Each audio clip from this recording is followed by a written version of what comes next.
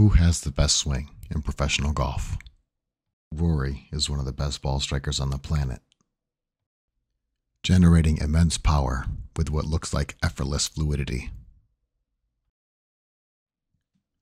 Conversely, Jon Rahm is one of the most consistent ball strikers on tour.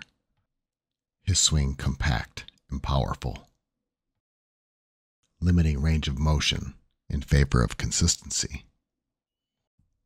To the naked eye, a golf swing is a golf swing. In the modern era, things have changed. Now we have cameras at every angle, capturing every nuance of every swing. So when we have arguably two of the best ball strikers on the planet, with styles that are so blaringly different, it begs us to answer the question, are beautiful swings the best? And are the best swings beautiful? This is an interesting question, one that statistics have had a difficult time answering. With all of the beauty in Rory's swing, were he to start with his club face just 2 millimeters more open or closed, his swing would be uncontrollable. If Rahm were to worry about the way his swing looks and lengthen it, he might add beauty, but at what cost? The golf swing is a sequence of events that have to happen at a very particular time. We're going to go over both golf swings side by side in order to find out why two different swings can have such similar results. Seeing these two swings in slow motion side by side, you might be thinking they're not as dissimilar as I thought at the beginning of this video. That's because effective golf swings really share a sequence of events that are very similar, even though they look different, depending on your body type and your swing type. It should be noted here that one of the reasons Rahm's swing is the way it is because he was born with a club foot, so he has very little movement in his rear leg. Like many of us that weren't born gifted, Rahm has found a way to create one of the best swings on the planet. Let's start with Rahm's swing in slow motion and see what we can see. Like all of the best ball strikers, Rahm starts with the worst kept secret in golf. His hands are in a pressed position. Just like Rory, his hands are always in front of the club head. This is the secret to the impact position and the reason he's so consistent. With a slight nudge forward, he begins his one-piece takeaway. To many golfers, the one-piece takeaway signifies the path they want to come back through. From this angle, it's difficult to see, but if you look at the shadow, it's still directly in line with the ball.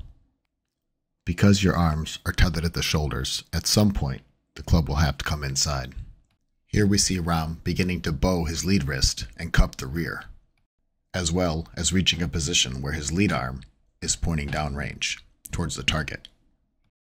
Now we notice one of the big differences. Rahm reaches the top of his backswing far shorter than Rory does.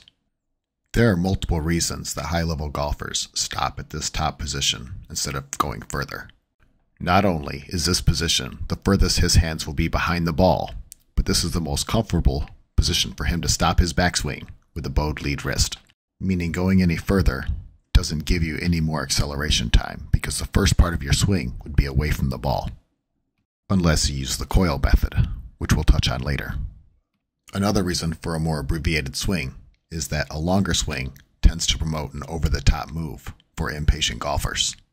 A longer, higher turn often promotes a much steeper swing, which can have problems of its own. Something often overlooked in amateurs is the use of knee flex to promote your turn. As Rahm's right leg lacks a little bit of movement, he primarily uses the left knee forward to promote his turn. And this leads us into the reason for the next move. Rahm begins his swing with his lower body by sitting in and then starting to swap the knees positions. At this point, multiple things are happening in the sequence. His weight is moving down and forward, pulling his hands into a lag position. Remember that the secret to golf is the impact position and the hands being pressed, and this is where that starts. His swing is led by the lower body. By his knee swapping position, it pulls everything through. Just like all the great ball strikers, his hands are in front in a pressed position, and his club head has not caught up yet. And Rahm's lead bowed hand and cupped rear has maintained its position. This is going to work with the press position and make sure he does not release the club head too soon. Now, with his hands past the ball, he can accelerate the club head with as much speed as he can generate because he's assured it will strike the ball before his hands can turn over. The magic of the press combined with the bowed lead and cupped rear hand.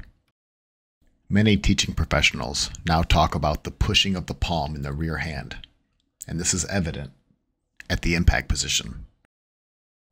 Because many professional golfers use the squatting to start their downswing, they finish with a post position, which is them standing back up, maintaining their posture and preventing their weight from falling forward. Now, let's take a look at Rory and see what kinds of things he has in common.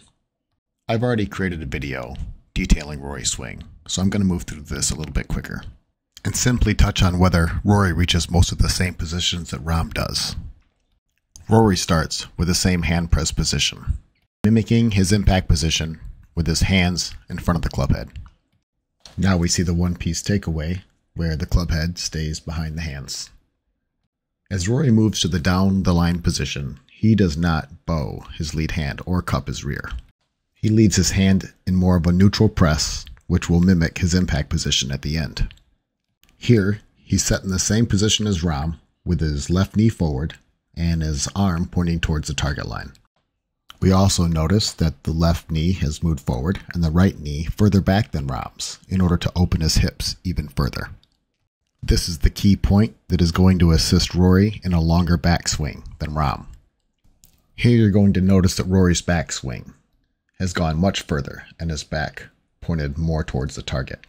This is because Rory coils for power and Rahm uses more of a straight line acceleration. Most professionals maintain something pointed towards the target all throughout the swing. Rahm's is different because his backswing is short enough that his arm is still down towards the target. Like Rahm, Rory's first move is sitting down into the swing, but with more patience because he has further to go. Just like Rahm, Rory pulls down into the lag set position.